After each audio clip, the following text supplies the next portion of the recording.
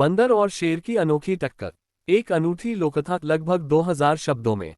जंगल की गहराइयों में बहुत समय पहले एक शेर रहता था। उसका नाम था सिंहधर। वह बहुत बलवान और गर्वीला था। पूरे जंगल के जानवर उससे डरते थे। वह जब दहाड़ता तो पूरा वन थरथराने लगता। शेर की आदत थी कि वह हर हफ्ते एक बड़ा शिकार करता। कभी हिरन, कभी भैंसा और कभी सुअर। धीरे धीरे जंगल के जानवरों ने उससे भय के कारण समझौता कर लिया था। हर दिन कोई न कोई जानवर खुद उसके पास जाकर अपने प्राण दे देता ताकि शेर भूखा न रहे। लेकिन एक दिन हालात बदल गए। जंगल में एक नया निवासी आया, एक फुर्तीला और बेहद चतुर बंदर। उसका नाम था मदन। मदन बंदर छोटा तो था, पर उसका दिमाग तेज था। वह बेल से बेल पर झूलता, मजे से फल खाता और बाकी जानवरों को भी हंसी मजाक में उलझाए रखता। पहली मुठभेड़। एक दिन जब मदन पेड़ की डाल पर बैठा आम खा रहा था, तभी शेर उधर आ निकला। शेर ने गरज कर कहा, ओ बंदर, क्या तू नहीं जानता कि इस जंगल का राजा मैं हूँ? सभी जानवर मुझे नतमस्तक होकर खाना पेश करते हैं, और तू यहाँ मजे से फल खा रहा है। तुझे मेरी भूख शांत करनी होगी। मदन बंदर डर गया, लेकिन तुरंत ही उसकी चतुराई काम आई। उसने कहा, हे जंगल के महाराज, आपकी दहाड़ से तो मेरा दिल कांप गया।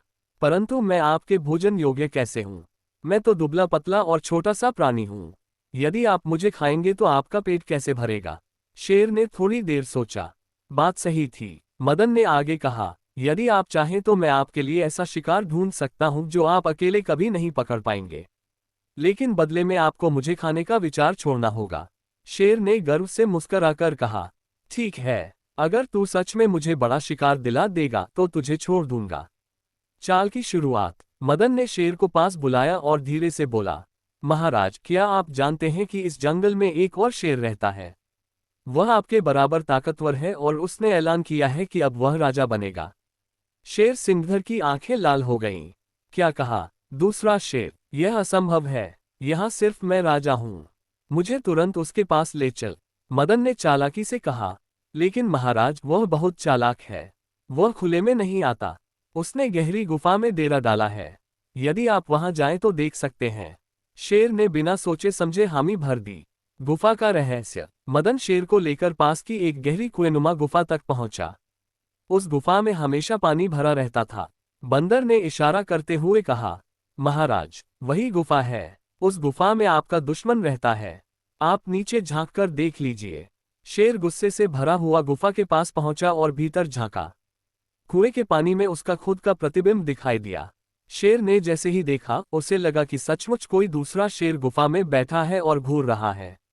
वह गुर्राया, गुर्र। पानी में प्रतिबिंब ने भी उसकी ही तरह गुर्राया। अब शेर आग बबूला हो उठा। उसने सोचा, ये शेर मुझे चुनौती दे रहा है। बिना एक क्षण गंवाए शेर छलांग लगाकर गुफा में कूद गया। परिणाम। परंतु गुफा तो कुएं जैसी थी और उसमें पानी भरा हुआ था।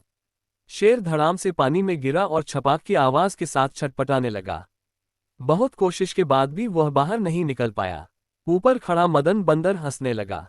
महाराज, ये वही दुश्मन था जिसे आप ढूंढ रहे थे। आपने उसे मात देने की कोशिश की, परंतु असल में वह तो आपका ही प्रतिबिंब था। शेर को अब अपनी गलती का एहसास हुआ, पर तब तक देर हो चुकी थी।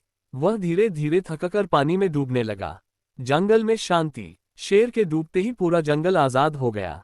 अब कोई जानवर शेर के डर से कांपता नहीं था। हिरन, खरगोश, हाथी, सब ने मिलकर बंदर को धन्यवाद दिया।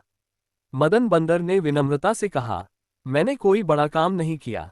मैंने बस चालाकी का इस्तेमाल किया। असली शक्ति सिर्फ बल में नहीं, बल्कि बुद्धि में होती है। सभी जानवरों ने ताली बजाकर कहा, सही कहा। जंगल का असली नायक वही है जो दूसरों को बचाए। उस दिन के बाद से मदन बंदर को जंगल के बच्चे बुद्धिमान भाई कहकर बुलाने लगे।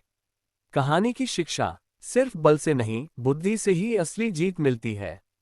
घमंड करने वाला चाहे कितना भी शक्तिशाली क्यों न हो, चालाकी और समझदारी से हार सकता है। हमें हमेशा संकट के समय दिमाग ठंडा रखकर काम लेना चाहिए।